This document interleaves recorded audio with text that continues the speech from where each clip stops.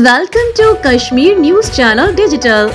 27 अक्टूबर 1947 कश्मीर का यूम स्याह दिन। हक खुदरादियत से महरूम मजलूम कश्मीरी मुजाहिदीन और अवाम की तंजीम कुर्बानियों को खराज तहसीन पेश करने के सिलसिले में पाकिस्तान में पहली बार कश्मीरियों के हक खुदरादियत और हकूक की बालादस्ती के सिलसिले में ऐवान बाला तक आवाज पहुँचाने में अपनी सहाफती खिदमात अंजाम देने में कश्मीर न्यूज चैनल डिजिटल मसरूफ अमल है।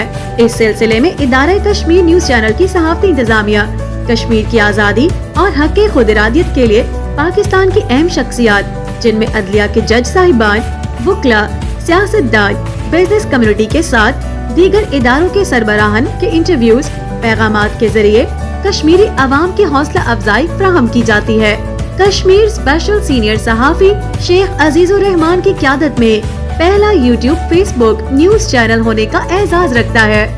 इदारे की इंतजामिया को कराची से खैबर तक पाकिस्तान की अहम शख्सियात के इंटरव्यूज करने का एजाज भी हासिल है। पाकिस्तान की अदालतों के जज साहिबान, वकला, सियासतदान, रुकन कौमी और सूबाई असम्बली, सेनेटर्स, बिजनेस कम्युनिटी से लेकर दीगर शख्सियात के इंटरव्यूज करने का फख्र हासिल है। मजीद मालूमात के लिए अभी राब्ता करें। Sheikh Azizur Rahman, Joint Secretary, Journalist Association of Pakistan, Islamabad. For further information, contact Kashmir News Channel Digital 0325 8257 381 0346 8682 037। आपका मेज़बान शेख अजीजुर रहमान। आज हम पाकिस्तान की अदालतों के जानी पहचानी शख्सियत माहिर कानून सुप्रीम कोर्ट ऑफ पाकिस्तान जनाब वासिफ मजीद साहब के साथ इनके चैम्बर में मौजूद हैं। हमारा मौजू है आज का वकील अपने कौमी और अदालती फ़राइज़ पूरे कर सकता है। अस्सलाम वालेकुम। जी वालेकुम जी, बहुत शुक्रिया जी आपका। सर, पहले आप अपने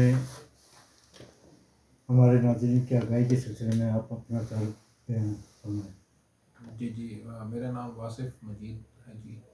अरसाए तकरीबन 20 साल से कानून की अपनी प्रैक्टिस से वाबस्ता। पस मंज़र जी, मैं बेसिकली मुल्तान से जी बिलोंग करता हूँ। तो मैं अपनी इब्तदाई तालीम हासिल करके मैं फिर ग्रेजुएशन के लिए government college university Lahore GC यहाँ आया था सन 1997 में। तो 2 साल में मैंने यहाँ से BA किया जी। फिर 99 में फिर पास करके फिर मैंने फिर उसके बाद पंजाब लॉ कॉलेज जो है नियाम साहब का Punjab law college, Punjab university college से उसकी डिग्री हासिल की लॉ की। 2004 में लॉ की डिग्री हासिल करके वकालत पे शुरू की। तो अर्सा जो इब्तदा है उसमें शेराम सरवर साहब जो जज हैं इस वक्त, उनके साथ मैंने अपनी प्रैक्टिस का आगाज़ किया। वो मेरे उस्ताद भी थे लॉ। सर, जैसे कि आपने तालीम हासिल की और आला तालीम हासिल की माशाल्लाह, माजी और मौजूदा निज़ाम तालीम के बारे में आपकी क्या राय है? अब जो आपका तालीम का निज़ाम है वो लगता है कि बहुत ज़्यादा कमर्शलाइज हो चुका है जी। पहले जो पुराना तालीमी निज़ाम हमारे वक्त में भी कुछ हद तक कमर्शियल हो चुका था, बट पुरानी बात अगर उससे भी पीछे जाएँ, बट हम अपने वक्त की भी बात देख लें तो उस वक्त कोशिश होती थी कि क्वालिटी की तालीम डिलीवर की जाए और कमर्शियल एस्पेक्ट इतना नहीं था तालीम के अंदर। अब आप देखेंगे नज़र आता है कि जैसे कमर्शियल एस्पेक्ट ज़्यादा आ चुका है तालीम के अंदर, ख़ासतौर पर जो जब से प्राइवेट तालीमी इदारों का रुझान बहुत ज़्यादा हो गया। लेकिन आपके दौर में और हमारे दौर में तालीम और तरबियत की बड़ी अहमियत हासिल थी। पाकिस्तान में तालीम आम है, तरबियत का फुकदान पाया जाता है। इस सिलसिले में आपकी क्या राय है? मैं दोनों चीज़ों को शायद अलहदा ही रखूँ। मे भी हमारे से पहले वक्तों में तालीम और तरबियत इकट्ठी होती हो, लेकिन मेरा फिर भी शायद मेरे अपने नज़र में तालीम, आपको तालीमी इदारे से तालीम तो मिल जाएगी, शायद तरबियत आपको अपने वहाँ से उस तरह नहीं मिलेगी। कि आपकी तरबियत जो है वो प्राइमरीली जो उसकी स्कूल है या जो आपकी नर्सरी है वो आपका घर ही है। मेरा अपना नज़रिया है कि पुराने वक्तों में जब जॉइंट फैमिली सिस्टम होते थे, ठीक है, तो बच्चे अपने ज़ाहिर वालिदैन और फिर बुज़ुर्गों के साथ रहते थे एक ही जगह पे। तो वो तरबियत की एक नर्सरी जो थी, यानी बड़ों से बुज़ुर्गों से वो बच्चों तक इस तरह ट्रांसफ़र होती थी, जो कि with the passage of time आप देखें आपको कम हो गया। अब वो चूँकि जॉइंट फैमिली सिस्टम नहीं रहा, ठीक है, तो उसमें बच्चों की जो तरबियत है उसका वो अब उसकी शायद फुकदान नज़र आता है कि वो जो नर्सरी थी उनको घर से तरबियत देने वाली, वो अब अपनी जगह पे उस तरह नहीं रही। सर, कहा जाता है कि آج کل کی موجودہ نظام تعلیم جو ہے کلٹ پیدا کر رہی ہے؟ جی کافی حد تک کہا جا سکتا ہے، اور اسپیسیفکلی شاید میں بلیم کروں گا یہ جو آپ کا جو اکیڈمیوں کا کلچر ہے، ٹھیک ہے، اور کچھ جو نمبروں کی دوڑ ہے ایک، آپ اسکولوں میں آپ دیکھیں گے کافی حد تک یہ دوڑ اس چیز کی ہے کہ پوزیشن لینی ہے آپ نے، اس میں کوالٹی اور ایک جو اپنی انفرادی سوچ ہے اور جدت کی طرف لے کے جانے اسٹوڈنٹ کو، وہ اس طرح نہیں ہے، بس ہے کہ آپ کے بس خیال رٹے میں مار کے۔ نظام تعلیم کو کیسے فعال بنایا جائے؟ جی نظام تعلیم کو فعال، ایک تو اس میں اوبیسلی سب سے پہلے کمرشل ایلیمنٹ کو کم کرنا ہوگا کچھ، اور کیونکہ جتنی بھی دیکھیں اگر تعلیم کے اندر جب تک آپ ریسرچ کو ساتھ لے کر نہیں آئیں گے تو تعلیم کا معیار بہتر نہیں ہو سکتا، یعنی بچے کی سوچ اور سر موجودہ دور اور ماضی کی روایت میں کیا فرق محسوس کرتے ہیں؟ موجودہ دور وہی بات کی کہ میں نے کہا کہ اب زیادہ جو فیل ہوتا ہے کہ کمرشل ایلیمنٹ زیادہ آ گیا ہے، اور جہاں تک میں اور چیز بھی ہے کہ جو سینئر جو ہیں یونیورسٹیز، جو ہائی لیول آف جو ایجوکیشن ہے، ہائر ایجوکیشن، اس میں پہلے آپ دیکھیں گے کہ سرکار کا جو ہوتا تھا وہ اس میں گرانٹس اور وہ ہوتی تھی، وہ with the passage of time وہ بہت کم ہو گئی، جس کی وجہ سے ایون ہائر ایجوکیشن جو انسٹیٹیوشن ہیں اس میں بھی ریسرچ کا کلچر جو ہے وہ ختم ہوتا جا رہا ہے ریسرچ اسکولوں میں۔ جیسا کہ آپ نے اعلیٰ تعلیم حاصل کی، اعلیٰ تعلیم حاصل کرنے کے بعد آپ کو شعبہ قانون کی طرف کیسے خیال آیا اور کس طرح آپ انٹر ہوئے؟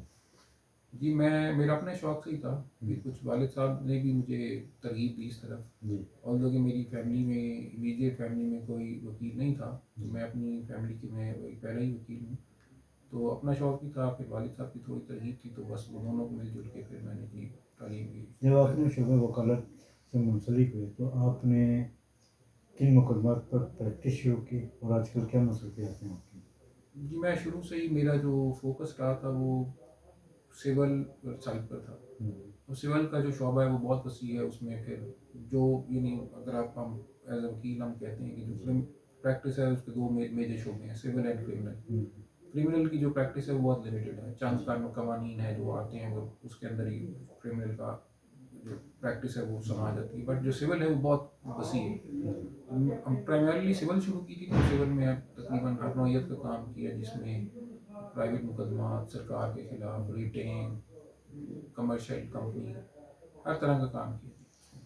سر civil court, session court, high court اور سپریم کورٹ کی پریکٹس میں کیا فرق محسوس کرتے ہیں آپ؟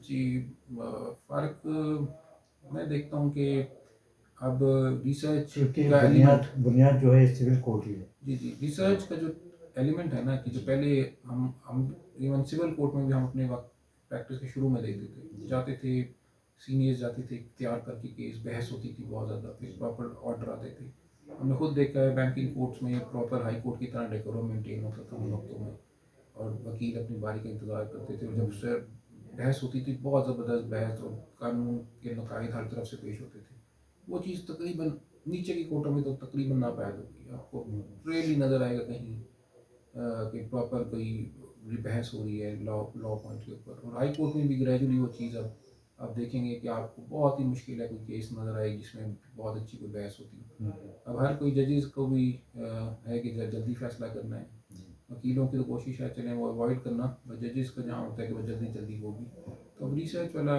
کام جو ہے اور پراپر جس میں یعنی قانون کے نقائص اور وہ باتیں، وہ اب وہ چیزیں کم ہوتی جا رہی ہیں۔ اس کی وجہ کیا ہے؟ بنیادی وجہ کیا ہے؟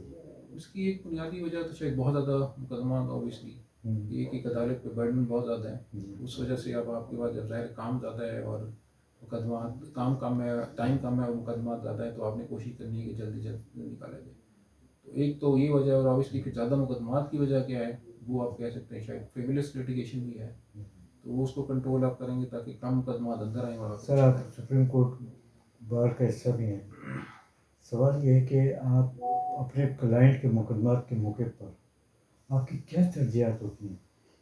جی میری پہلی ترجیح تو یہ ہے کہ میں اپنے کلائنٹ کا جو بھی کیس ہے اس کو فل آنیسٹی کے ساتھ ایڈوائز کروں، اس کو پہلے جو معاملہ میرے پاس لے کر آئے میں اس کو پہلے کیس کو اسٹڈی کر کے اس کو اس کا اوپینین دیتا ہوں، ایڈوائس دیتا ہوں کہ یہ آپ کے کیس کی ویک ہے پوائنٹس اور یہ پلس اسٹرانگ پوائنٹس ہیں، اس کی بیس پہ اس کو پھر اپنا جو بھی مشورہ ہے وہ دیتا ہوں کہ اس کو کس طرح لے کے چلنا ہے آگے. اور یہی کوشش ہوتی ہے کہ عدالت میں سر ماضی سے لے کے موجودہ وقت تک جو پیریڈ آپ کو گزرا ہے اس میں کوئی جھوٹے مقدمات بھی آپ کے سامنے آئے اور آپ نے کس طرح نے اس کو ہینڈل کیا؟ میں جھوٹا مقدمہ الحمدللہ اس طرح نہیں ہے، بٹ کئی موقعوں میں ہم کہہ سکتے ہیں کمزور مقدمات آئے. جی تو الحمدللہ ایسا کبھی نہیں ہوا میرے سامنے کہ بالکل ہی کوئی جھوٹا مقدمہ لے کر آ جائے. کمزور ہاں مقدمے آتے ہیں جی. اور ہم بٹ اس میں کلائنٹ کو بڑا آنیسٹی بتا دیتے ہیں بھائی یہ کیس میں آپ کے نقائص ہیں. دیکھنے یہ میں آیا چانس ہے کہ آج کل وکالت کا شعبہ جو ہے زوال پذیر ہوتا چلا جا رہا ہے، اس کی بنیادی وجوہات کیا ہیں؟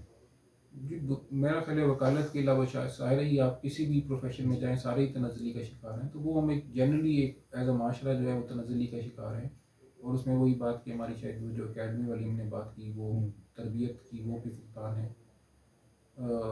تو میں کوئی اسپیسیفکلی نہیں کہوں گا کہ وکالت کا، بٹ جنرلی چونکہ معاشرہ ایک تنزلی کا شکار ہے تو وکالت بھی چونکہ معاشرے میں وکیل بھی معاشرے کا حصہ ہے تو وہ بھی جنرلی اسی طرح ہی جا رہے ہیں معاملے. تو سر پنجاب بار کونسل اور پاکستان بار کونسل کا کیا کردار ہے سلسلے میں تربیت کیا وجہ سے؟ تربیت کے حوالے سے تو جو بھی ہو، بٹ میرا اپنا ہے اور شاید باقی وکیلوں کا بھی ہو اس میں کہ جو بار کے وکلا کو بار کے وکیل ہی ریگولیٹ کر رہے ہیں. یہ اوبیسلی جو ایک کنفلکٹ آف انٹرسٹ ہے اس کو ریزالو کرنا چاہیے اور جو ریگولیٹر ہے اس کو وکیلوں سے علیحدہ ہونا چاہیے. یعنی بار کونسل میں جو نمائندے آتے ہیں ہو سکتے چلیں ایک آدھا کوئی نمائندہ ہو جو وکیل نامینیٹ کریں، بٹ میجورٹی ہونی چاہیے جو پراپرلی ریگولیٹ تاکہ کنفلکٹ آف انٹرسٹ نہ ہو. آپ کے خیال میں آج کا وکیل اپنے قومی اور عدالتی فرائض پورے کر سکتا ہے اور کس طرح کر سکتا ہے؟ جی وہ دیکھیں جی میں اب یونیفارم پہن کے بیٹھا ہوں. جی. میں اس وقت اگر باہر نکل کے کوئی عمل کرتا ہوں جی. تو یہ نہیں کہیں گے کہ جی انفرادی عمل بھی ہے. جی. میں کسی کو چلتے پھرتے میری لڑائی ہو جاتی ہے میں کسی کو تھپڑ مارتا ہوں تو وہ یہ نہیں کہیں گے کہ واسف مجید نے تھپڑ مارا، وہ یہ کہیں گے وکیل نے تھپڑ مارا. جی. تو یہ میرا بنیادی فرض ہے کہ جب میں یونیفارم میں بیٹھتا ہوں اس وقت تو میری پہلی ذمہ داری ہے کہ میں نے اس پروفیشن کی ڈسیزن کہ میں ایک ریفلیکشن ہوں اس کا. جی. تو میری کوشش ہونی چاہیے کہ میں جو بھی اپنا عمل کر رہا ہوں جی. جی. ٹھیک ہے، بے شک وہ میری کلائنٹ کے ساتھ ڈیلنگ ہے یا جنرل پبلک کے ساتھ ڈیلنگ ہے، اس میں میری پہلی کوشش یہ ہونی چاہیے کہ کسی طرح لوگ میرے جو پروفیشن ہے اس پہ ہاتھ نہ اٹھائیں کہ یہ وکیل نے یہ کام غلط کیا. یہ اس طرح ہم اگر چلیں اور اپنے آپ کو اوبیسلی انڈیویجول انفرادی بہتری جب آئے گی تبھی معاشرے میں بہتری آ سکتی ہے. سر پاکستان میں سیاست اور وکالت کا تعلق کیسا ہے؟ کمزور ہے ابھی، بٹ اس کو زیادہ ہونا چاہیے. جی. باید کیونکہ دیکھیں نا جو قانون ساز ہوتے ہیں یہ اسمبلی ہوتی ہے، قانون ساز اسمبلی ہوتی ہے تو اس میں قانون بننے ہوتے ہیں. اگر باہر کے ملکوں میں جائیں اور ڈیولپڈ کنٹریز میں اسپیسیفکلی تو آپ کو زیادہ تر جو لیجسلیٹرز ہیں یعنی جو یہ سیاستدان کہیں گے یا جو اسمبلی کے اندر لوگ زیادہ تر وکیل ہی ہوتے ہیں، وکلا ہوتے ہیں. جی. 60-70% شاید ریشو وکلا کی ہوتی ہے اور ہمارے یہاں شاید وہ اس کا الٹا حصہ ہے. سر دیکھنے میں یہ بھی آیا ہے کہ سیاست کی آڑ میں چند وکلا جو ہیں شعبہ وکالت کے پیشے کو بدنام کرتے نظر آ رہے ہیں، کیوں؟ جی ان کے ظاہر ہے کہ ویسٹڈ انٹرسٹ ہے جی. اور کافی چیزوں کی کمزوری ہے. میں اس میں جیسے بار کاؤنسل کی کمزوری ہے اور مے بی ہم وکلا کی شاید خاموشی بھی یہ ساری جو ہے اس کو بڑھا رہی ہے چیز کو، کیونکہ برائی اس طرح نہیں پھیلتی جتنی کہ خاموش رہنے سے ہے. تو شاید زیادہ تر وکلا جو کہ مے بی سیدھے طریقے سے کام کرنا چاہتے ہیں، محنت سے کام کرنا چاہتے ہیں، بات کیونکہ وہ خاموش ہیں سر کوئی آواز نہیں اٹھا رہا مے بی اس کی وجہ سے زیادہ مسئلہ. سر دیکھنے میں یہ بھی آیا ہے کہ وکلا کے احتجاج اور بائیکاٹ کی وجہ سے کلائنٹ شدید پریشانی کا سامنا کرنا پڑتا ہے کلائنٹ کو. اس سلسلے میں آپ کس نگاہ سے دیکھتے ہیں اپنے کلائنٹس کو کہ ان کا کیس جلد سے جلد حل ہو سکے؟ ہاں جی یہ ایک ہے تو صحیح کہ امپیکٹ لائر اسٹرائکس ہیں وہ امپیکٹ کرتی ہیں اور اس میں ہم وکلا کو جو ہے وہ کوئی آلٹرنیٹیو مین جو کہ افیکٹو پروٹیسٹ کا ہونا چاہیے اس کے اندر. بٹ ظاہر ہے اوبیسلی ایک چیز ہم گراؤنڈ ریئلٹی کو دیکھ کے کریں گے کہ میں نے کہا کہ خالی شاید ایک وکیل کا اتنا رول نہیں ہے، پورے ایک سسٹم کو آپ دیکھیں گے نا ہر چیز کا ایک کوئی نہ کوئی رول ہے اس کلائنٹ کیسز کی جو ڈیلے کے اندر.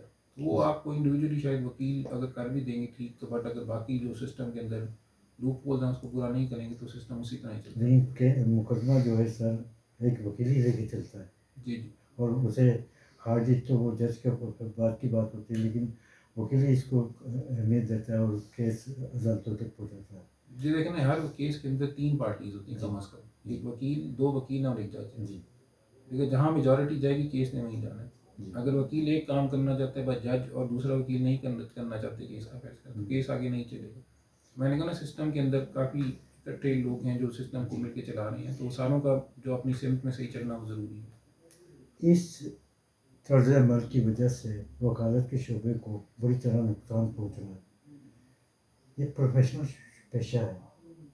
आप इस तर्ज अमल को किस निगाह से देखते हैं?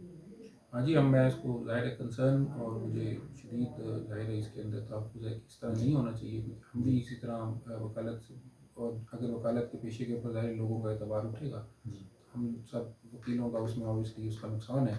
जी तो इस चीज़ को फ़ौरन सदेबाब होना चाहिए और वकीलों को, ताकि लोगों की नज़र में यानी प्रोफेशन को दोबारा इज़्ज़त की नज़र से लोग देखें। जब तक और रिस्पेक्ट और कॉन्फिडेंस नहीं होगा लोगों का सिस्टम में, तो लोग ऑब्वियसली वो चीज़ उसको नहीं बेशक। करेंगे। सर, पेचीदा निज़ाम, तारीख पर तारीख, कल्चर के बायस अवाम अदालतों से नाराज़, क्या राय है आपकी? मैंने जैसे कहा कि 3 पार्टियां हैं कम से कम हर दावे में, जी तो 2 पार्टियां जिस तरफ जाएंगी वो वहीं जाना है मुकदमे। तो ये चीज़ मेरा ख्याल है शायद नीचे की कोर्ट्स में फिर भी आप भाग दौड़ कर सकते हैं, बट हाई कोर्ट्स के लेवल पे इनफैक्ट डिले वाला एलिमेंट ज़्यादा है, क्योंकि वहाँ तो केस फिक्सेशन वगैरह हर चीज़ कोर्ट्स के कंट्रोल में होती है। तो ये चीज़ शायद नीचे के बजाय अब इस वक्त शायद ऊपर की अदालतों में इस वक्त ज़्यादा काम सर, वकला से तो हमारे सहाफ़ी हजरात जो हैं सवाल जवाब कर लेते हैं। तारीख देने पर जज साहिबान से भी सवाल होना चाहिए। आप क्या राय रखते हैं? जी कोई ऐसा मैकेनिज्म ज़रूर हो कि जो है क्योंकि जजेस का अगर जो उनकी रिव्यू है परफॉर्मेंस की, वो भी जजेस ही करते हैं हाई कोर्ट के अंदर। जी कोई ऐसा एस्पेक्ट भी लेकर आना चाहिए कि मैं तो कहता हूँ वकीलों का भी जो परफॉर्मेंस का रिव्यू लोगों के पास होना चाहिए, बार काउंसिल के अंदर ऐसा मैकेनिज्म हो कि वकील किस तरह परफॉर्म करता है। जी लाइक वाइज इस तरह जजेस का भी कोई ऐसा मैकेनिज्म हो कि आवाम भी जो जजेस की कॉन्डक्ट को रिव्यू कर सके। सर, माजी के जज साहिबान और मौजूदा जज साहिबान के फैसलों में क्या फ़र्क महसूस करते हैं आप? जो वही बात मैं कही कि चूँकि एक रिसर्च का जनरल कल्चर का ख़त्म होता जा रहा है, जी तो अब वो चीज़ और मुकदमात की चूँकि ज़्यादती है और टाइम कम है, जी तो अब आपको क्वालिटी जो है जजमेंट्स के अंदर वो कम से कम तर होती है। सर, देखने में ये भी आया है कि माजी के जज साहिबान के फैसले बोलते थे, आजकल जज साहिबान मीडिया पर आके बातें करते हैं, क्यों? बस ये वहाँ इंडिविजुअल फिर मैं कहूँगा कि शायद अमल होता है, किसी को चाहिए होता है कि उसको मिले ज़्यादा से ज़्यादा कवरेज मिले। कोई लोग खामोशी में काम करना चाहते हैं, बट वो बात ये ठीक है आपकी कि जजमेंट जो ऑर्डर्स भी आते हैं आप कोर्ट के, जिसको अब हम एक टर्म जो अपने होम्योपैथिक, कि जिसमें जो इशू है डिस्प्यूट, वो बड़ा क्लियरली उसको एड्रेस नहीं करती जजमेंट। वो इशू वहीं का वहीं रहता है, जजमेंट आ जाती है, तो फिर उसके बाद दोबारा कोर्ट में जब पार्टियां सोच रही होती हैं कि यार ये क्या ऑर्डर आया, हमें खुद समझ नहीं आता। तो ये चीज़ होनी चाहिए क्लियरली, यस या नो के अंदर जजमेंट होनी चाहिए कि बनता है तो हाँ दिया, नहीं बनता तो नहीं दिया। सर, 26वीं आईनी तरमीम कैसे पास हुई आपके ख्याल में? वो जी सबको पता है जैसे हुई, और बड़ी अफसोसनाक तरीके से, मैं तो ये कहूँगा कि इस एक 26वीं आईनी तारीख रात है मैं कहूँगा इस मुल्क की। 26वीं आईनी तरमीम लाने का मकसद जस्टिस मंसूर अली शाह साहब को ना चीफ जस्टिस बनाने की वजह से लाई गई या कोई और वजूहत थी? वो भी एक वजह है ऑब्वियसली, बट जनरली शायद वो पूरे जो अदालतों के ऊपर कंट्रोल, शायद वो भी साथ एक मकसद था, जो एक ही कहीं आप तीर से दो शिकार किए गए। 26वीं आईनी तरमीम के बाईस वकला बरादरी का अंदर का लाएमल क्या होगा? अभी तक तो हम भी इंतज़ार कर रहे हैं, कुछ कॉन्फ्रेंस हुई हैं, सेमिनार कॉन्फ्रेंसेस वगैरह की हैं, बट मेरा ख्याल है एक प्रॉपर एक तारीख होनी चाहिए और एक रोड मैप मिलना चाहिए लीडरशिप की तरफ से, क्योंकि जब तक मेरा नहीं ख्याल कि आपको इस चीज़ का एहतजाज करेंगे इसके खिलाफ, ये चीज़ मुश्किल से हो। अगर आप ऐसे माजी में भी जाएँ तो LFO मुशर्रफ का दौर जैसे एटलीस्ट इतना हमारी मालूम है कि उसमें 2007 बाकायदा का, तहरीक जी चली, और वो होता था कि 2007 में देखें तहरीक चली मुसलसल। जी। तो अभी भी उस तरह बिल जब तक वो इस तरह का वकीलों की तरफ से प्रॉपर इसको जवाब नहीं मिलेगा, मेरा नहीं ख्याल ये चीज़ इस तरह। आपके ख्याल में 26वीं आईनी तरमीम के बाईस अदालतों में जो ज़ेर इल्तवा केसेस हैं, वो निपटाए जाएंगे या मज़ीद और इनमें इजाफा हुआ? وہ تو میرا خیال دیکھیں جی سسٹم میں تو کوئی فرق نہیں لے کر آئے نا، صرف آپ دیکھ لیں اس سے تو میں سپریم کورٹ میں تو مزید لگتا ہے کہ مزید طوالت کا شکار ہوں گے کیسز، کیونکہ پہلے تو ایک جورسڈکشن کے اوپر شاید معاملہ آ جائے گا کہ بھی کانسٹیٹیوشنل بینچ ہے یا نان کانسٹیٹیوشنل بینچ کا میٹر ہے، مے بی وہ چیز آ بھی جائے تو اگر کانسٹیٹیوشنل بینچ کے اوپر میٹرز آ گئے ہیں تو پھر وہ ڈپینڈ کرتا ہے کہ اب کتنے کیسز وہاں چلے جاتے ہیں، کیونکہ کئی ایسے کیسز ہوتے ہیں جو کہ روٹین میں ہم فائل کرتے ہیں اور اس میں کانسٹیٹیوشن پرووین کی بھی بیچ ڈال دیتی ہے، اب وہ اسپیسیفکلی اس میں کانسٹیٹیوشن کوشچن نہ ہوتا اس طرح کے تو جتنی بھی اپیلیں ہیں اس میں کانسٹیٹیوشن کی کوئی نہ کوئی پرووین انوالو ہوتی ہے، اگر وہ سارے کانسٹیٹیوشنل بینچ کے پاس چلے جائیں گے تو ان کے لیے تو بہت مشکل ہو جائے گا کیسز کو جلدی فیصلہ کرنا۔ پاکستان کا مخلوط عدالتی نظام بڑی سرجری کے بغیر اپنے پیروں پر کھڑا نہیں ہو سکتا، آپ کیا رائے رکھتے ہیں؟ بڑی سرجری نہ بھی ہو، میں تو جی بلیو کرتا ہوں کہ انڈیویجولزم کے اوپر کہ اگر جو جہاں ہے اپنا کام اگر ٹھیک کر لیں، میں کہتا ہوں کہ اگر ایک موچی، نائی، درزی، ٹیچر ہر کوئی کام اپنا اگر ایمانداری سے کرے، جج بھی اپنا کام ایمانداری سے کرے تو کوئی سرجری کی ضرورت نہیں۔ سر نئے چیف جسٹس یا آفریدی صاحب کے لیے ایسے نئے چیلنجز کون سے ہیں جنہیں انہوں نے سامنا کرنا ہے؟ سب سے بڑا چیلنج تو ان کے لیے 26ویں آئینی ترمیم ہے جی، اب وہ یہ ابھی تک تو اس چیلنج میں جو وہ کامیاب ہوتے ہوئے نظر نہیں آئے، اور ابھی تک جو ہے اس پہ افسوس ہوا کہ جس طرح معاملہ چلا ہے، کیونکہ میرا نہیں خیال کہ جب تک یہ 26ویں آئینی ترمیم کا فیصلہ ہوگا معاملات کلیئرٹی آئے گی آگے فیوچر میں کہ کیسز معاملات کس طرح جانے ہیں، تو یہ چیلنج تھا جن کو ان کو فوراً ایڈریس کرنا چاہیے تھا آتے۔ سر جونیئر وکلاء کو آپ کیا پیغام دینا چاہیں گے؟ جی میں کہ ہارڈ ورک کا کوئی متبادل نہیں، اب شاید لوگ جو ہے وہ دیکھتے ہیں جونیئر شاید آتے ہیں وہ شارٹ کٹ پہلے دن سے ان کی کوشش ہوتی ہے کہ بس ہم کمانے شروع ہو جائیں، ہمیں ٹھیک ہے وہ بھی ہونا ضروری ہے، اور اس میں میرا خیال ہے بار کاؤنسلس کا بھی کوئی رول ہونا چاہیے کہ ایک پراپر اسٹائپنڈ کی اماؤنٹ جیسے کہ چارٹرڈ اکاؤنٹنٹس کو ملتی ہے، کوئی ایک میکانزم ہو جس میں جونیئر وکلاء کو پراپر اسٹائپنڈ ملے تاکہ وہ جو محنت کر کے کام کرنا چاہتے ہیں ان کو بغیر کسی پریشانی کے وہ فوکس کر کے اپنا کام کر سکیں، اور جونیئر وکلاء کو یہی پیغام ہے کہ محنت کے علاوہ یہاں کوئی ایسا شارٹ کٹ کا نہیں ہے۔ لیکن سر جونیئر وکلاء سینئر وکلاء سے ناراض رہتے ہیں پریکٹس میں بھی اور دیگر کاموں میں بھی، اس کی وجہ کیا ہے؟ اس کی کئی وجوہات ہو سکتی ہیں، بٹ ایک انڈیویجول ایکٹ بھی ہوتا ہے، ایک سینئر کس طرح ایک سینئر نے کیا کس طرح اپنے جونیئرس کے ساتھ رویہ رکھنا ہے، جیسے کہ آپ نے فرمایا تھا جج صاحب شیران صاحب کے وجہ سے، جی جی جی تو آپ بھی سیکھ کر ہی آئے ہوں جی جی سیکھ کریے، لیکن نا سینئر کا میرا خیال ہے سب سے جو پرائمری رسپانسبلٹی ہے وہ ہے کہ موقع دے اپنے کلائنٹ اپنے جونیئر کو پریکٹس میں آگے آنے کا، تو جیسے الحمدللہ شینام صاحب نے ہمیں بہت زیادہ کانفیڈنس دیا کورٹس کے اندر کیسز کے اندر، تو یہ سینئر کی رسپانسبلٹی ہے کہ کلائنٹ اپنے جونیئرس کو موقع دے، اور جونیئرس کی رسپانسبلٹی ہے کہ وہ اس کی جو اپنی ذمہ داری ہے اس کو پھر اس کے مقابلے میں سر واضح پہ بات کرتے ہیں، موجودہ وقت میں فلسطینی عوام کا کیا مستقبل ہے؟ سوری دوبارہ بتائیں۔ موجودہ وقت میں فلسطینی عوام کا کیا مستقبل ہے؟ جی بہت افسوسناک ہے، اللہ جی ان کی مدد اور نصرت فرمائے ان کے لیے، تو یہ اس میں ہم جو مسلم ممالک ہیں ان کا رویہ جو بہت ہی افسوسناک ہے، اور جب تک یہ کوئی کلیکٹیولی نہیں آئے گا مسلمانوں کی طرف سے اس کے اوپر ریئیکشن، تو ابھی تک تو بہت مشکل نظر آ رہا ہے کہ وہ اس طرح کی چیز کو سر دیکھنے میں آیا ہے کہ پاکستان سمیت 57 اسلامی ممالک اس جنگ بندی میں خاموش تماشائی بنے رہے ہیں، آپ کے خیال میں ویٹو پاور، ذاتی مفادات یا یہ ہے؟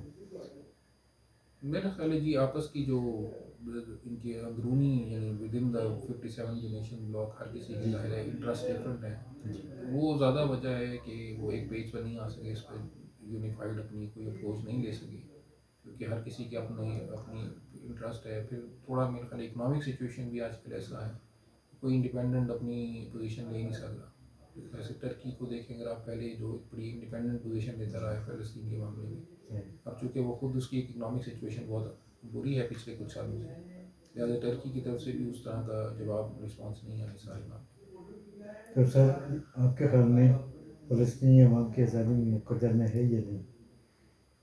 اللہ جی ان کو ہم تو کہتے ہیں جلد سے جلد آزادی دے، لیکن اوبیسلی اگر گراؤنڈ ریالٹی پہ جائیں تو ظاہر جب تک اسرائیل کی طاقت اپنی جگہ پہ کھڑی ہے تو ایسا اوبیسلی کرنا مشکل ہے. بٹ امریکہ کو as a super power, Russia, امریکہ کو ان کا اپنا رول ادا کر کے اس کے پازیٹیو سلوشن آنا چاہیے اس کا. سر کشمیر پہ بات کرتے ہیں. 27 اکتوبر 1947 کشمیر کا یوم سیاہ دن.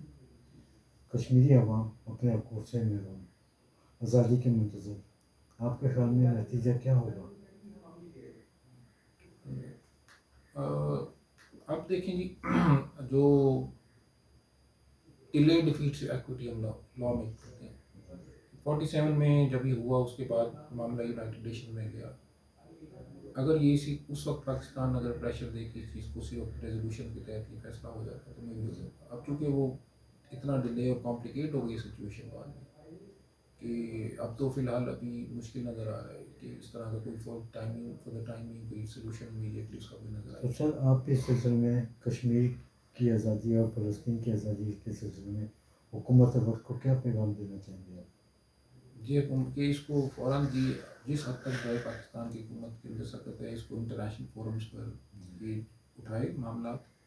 ظاہر انڈیا کے ساتھ ہماری جو ہے پوزیشن وہ جو شروع سے آ رہی ہے جو 1947 سے اسی کو برقرار رکھنا چاہیے. اور کوئی بھی جو خاص طور پہ جو 2019 کے اقدامات ہیں ان کو بڑا کلیئرلی اس کے خلاف آواز اٹھانی چاہیے. اس کو جہاں انٹرنیشنل فورم پہ جہاں بھی پاسبل ہے اس کو چیلنج کرنا چاہیے. سر کشمیر اسپیشل کے وجہ سے کشمیری عوام کو آپ کا پیغام؟ جی اللہ جی آپ کو ہمت دے جی. آپ نے بہت استقامت و صبر کے ساتھ یہ مشکل وقت دیکھا ہے. اللہ آپ کو اس مشکل وقت سے جلد نجات دلائے. بہت شکریہ سر آپ کا، بڑی نوازش ہے.